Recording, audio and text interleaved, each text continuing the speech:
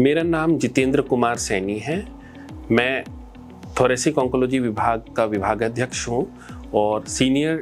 TB and chest specialist हूँ national institute of TB and respiratory diseases New Delhi में।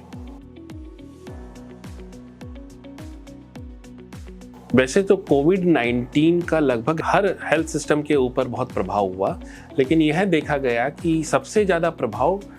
Tuberculosis control programme के ऊपर पड़ा कोविड-19 का। जो इमीडिएट इफेक्ट हुआ कोविड-19 पैंडेमिक का, वो देखा गया कि जो टीबी के जो केसेस हैं उनकी डायग्नोसिस और रिपोर्टेड टीबी केसेस की संख्या अचानक से बहुत कम हो गई 2020 और 2021 के अंदर, जो कोविड-19 से सबसे ज़्यादा इफेक्टेड ईयर्स थे। इस वजह से क्या हुआ, जो कम्युनिटी के अंदर undiagnosed and untreated TB patients थे वो बहुत ज़्यादा बढ़ गए, क्योंकि अगर वो सिस्टम में डायग्नोज नहीं हो रहे हैं तो डायग्नोसिस नहीं हो पा रही है, उनका ट्रीटमेंट नहीं हो रहा है, तो अनडायग्नोज्ड अनट्रीटेड टीबी पेशेंट्स की संख्या कम्युनिटी के अंदर इन्फेक्शन फैलाते रहे, क्योंकि उनको ट्रीटमेंट नहीं मिल रहा था,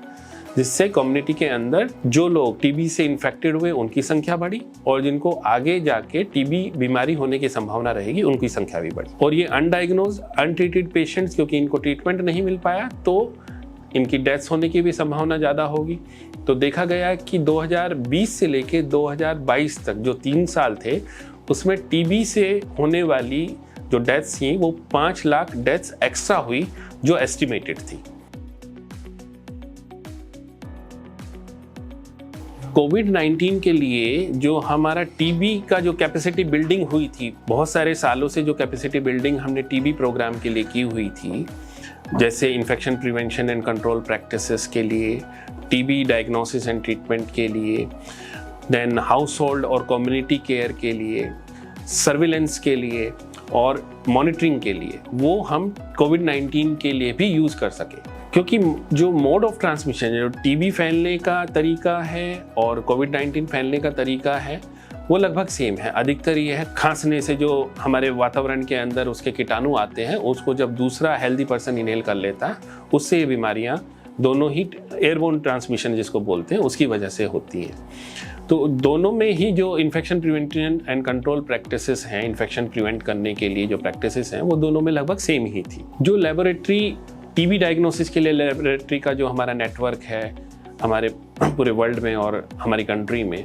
और टीबी स्पेसिमेन को एक जगह से दूसरी जगह ट्रांसपोर्ट करने का मैकेनिज्म है, वो टीबी कोविड-19 के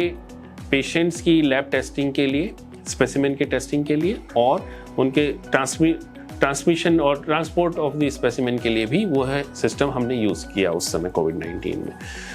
जो स्टाफ था, चाहे वो डॉक्टर्स थे, नर्सेस थी, लैब टेक्नीशियन थे, जो टीबी प्रोग्राम में काम कर रहे थे, उनको कोविड-19 के लिए भी यूटिलाइज़ किया गया। जो पहले से ही हमारा एक पहले से सिस्टम सेट था, जो बहुत कुछ डिजिटल टेक्नोलॉजीज जो हम टीबी प्रोग्राम के लिए यूज़ करते हैं, उसका सहारा हमने कोविड-19 प्रोग्राम में उन टेक्नोलॉजीज़ को भी यूज़ किया, चाहे वो एडहेरेंस के लिए हो, सपोर्ट के लिए हो, इलेक्ट्रॉनिक मेडिकल रिकॉर्ड के लिए हो, या फिर ई लर्निंग के लिए लाइक टेलीमेडिसिन, वो कोविड-19 के लिए भी यूज़ किया गया उस समय।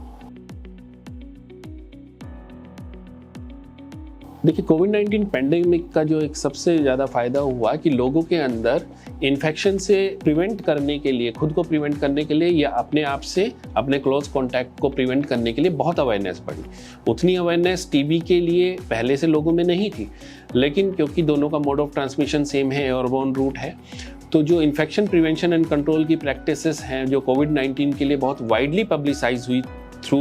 टेलीविज़न, सोशल मीडिया, जैसे मास्क लगाना, सोशल डिस्टेंसिंग करना, हाथों को बार बार साफ करना, उस प्रैक्टिसेस को, इन कैंपेन्स के थ्रू जो ये प्रैक्टिसेस का जो प्रचार हुआ उस समय, उसको हम टीबी प्रिवेंशन, इन्फेक्शन प्रिवेंशन के लिए भी यूज़ कर सकते थे। तो ये एक जो कैंपेन्स, हेल्थ कैंपेन्स और एजुकेशन कोविड-19 के लिए है, उसको हम टीबी प्रिवेंशन के लिए, टीबी इन्फेक्शन प्रिवेंशन के लिए भी बहुत अच्छे से यूज़ कर सकते हैं।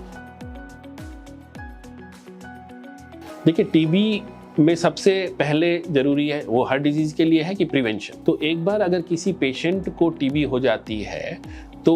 चांस ये रहते हैं कि जो उसके फैमिली मेम्बर्स हैं या जो उसके क्लोज कॉन्टैक्ट हैं, उनके अंदर भी इन्फेक्शन फैल सकता है उससे, अगर वो सावधानी ना रखें। तो उसके लिए जो भी टीबी पेशेंट हैं उनको जो डायग्नोस हो गए हैं, जिनका ट्रीटमेंट स्टार्ट हो गया है, तो उनको ये ध्यान रखना है कि जब उनको टीबी है तो अपना फेस मास्क लगा के रखें अपने, और थोड़ा सोशल डिस्टेंस बना के रखें, जिससे उनसे किसी दूसरे फैमिली मेम्बर्स को या उनके क्लोज रिलेटिव को या क्लोज फ्रेंड को टीबी का इन्फेक्शन ना हो। दूसरा, एक बार